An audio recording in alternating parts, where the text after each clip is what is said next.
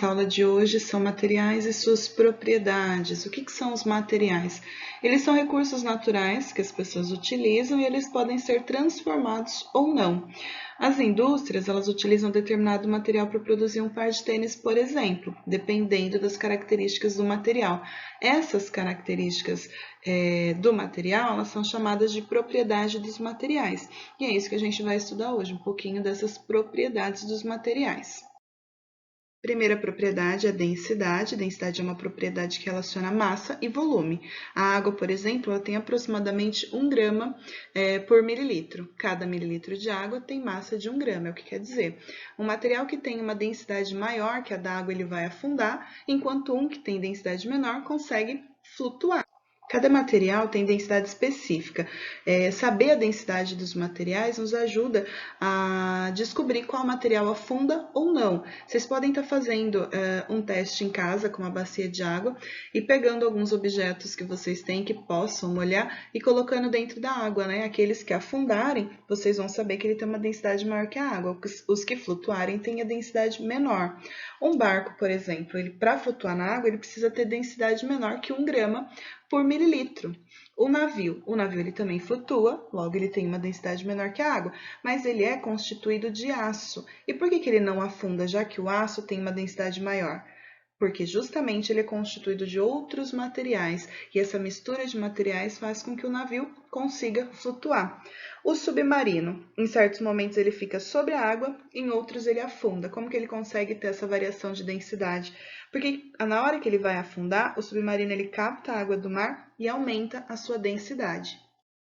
Próxima propriedade é a condutibilidade. Como o próprio nome já diz, um material condutor é aquele que conduz algo. Se ele conduz calor, ele é chamado de condutor térmico. Se ele não conduz bem o calor, ele é um isolante térmico.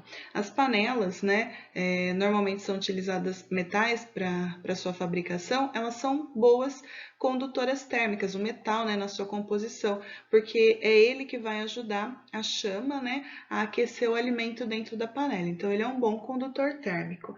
Outro exemplo de condutor é o condutor elétrico, que conduz eletricidade.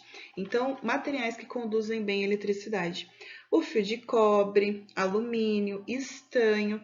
E o isolante elétrico é tudo aquilo que não conduz bem a eletricidade. Na verdade, o isolante elétrico ele é utilizado na proteção de pessoas que têm que trabalhar mexendo com eletricidade. Então, exemplos de isolantes elétricos é a borracha, a resina, o plástico, silicone, cerâmica, tá? Agora a gente vai para a solubilidade. Bem simples. Material se dissolveu em outro material, ele é solúvel. Então, coloquei lá açúcar no meu copo de água, mexi, ele sumiu? Então, ele é solúvel. Quando ele não dissolve, ele é insolúvel, tá?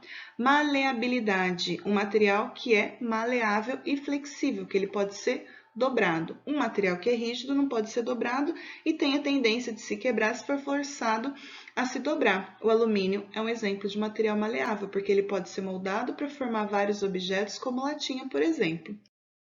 Primeira atividade. Um pó verde é dividido em 2 partes. Metade é colocada em um copo com água e a outra metade em um copo com óleo de soja. Uma vez mexido o conteúdo dos 2 copos, esse material desaparece no copo com óleo de soja, mas se deposita totalmente no fundo do copo com água. O que podemos concluir sobre ele? Então, vocês vão escrever sobre uma das propriedades que eu acabei de citar. Então, vocês vão falar assim, no copo com óleo de soja aconteceu tal coisa, no copo com água aconteceu outra coisa. É uma dessas propriedades, tá? Atividade número 2. Então, uma garrafa térmica deve manter constante a temperatura do que estiver dentro dela. O esquema a seguir mostra como ela é construída. Então, ela tem 3 partes. A tampa, por fora ela tem as paredes e por dentro ela tem a garrafa em si, que é feita de um material X. A tampa e as paredes podem ser feitas de metal. Que característica que deve ter o material X? Então, o que o material X tem que ter para manter esse líquido que eu estiver usando dentro da garrafa na temperatura dele? Se for um suco, que material que ele tem que ser para manter o suco gelado? Se for um café, que material que ele tem que ter para manter esse meu café quente? Esse material X, eu vou dar uma dica, ou ele é condutor ou ele é isolante, tá? Pensem bem. Atividade 3. Para apagar incêndios, não é recomendado utilizar água em objetos elétricos devido ao risco de choque. Que propriedade da água justifica esse cuidado? Aí vocês vão colocar o nome da propriedade. É a densidade? É a condutibilidade? É a solubilidade? Vocês vão anotar aqui. 4. Em um frasco, temos 3 líquidos que se depositam da seguinte forma. Então, o primeiro é esse líquido verde, o segundo é o azul e o terceiro é o vermelho. Coloque-os em ordem crescente de densidade. Então, aquele que tiver a densidade maior, afunda. Aquele que tem a densidade menor, flutua. Então, vocês vão colocar na ordem crescente de densidade. Só lembrando que essas atividades ainda são na apostila 1 e na semana que vem a gente também continua na apostila 1, tá bom? Até a próxima aula, se cuidem, beijos!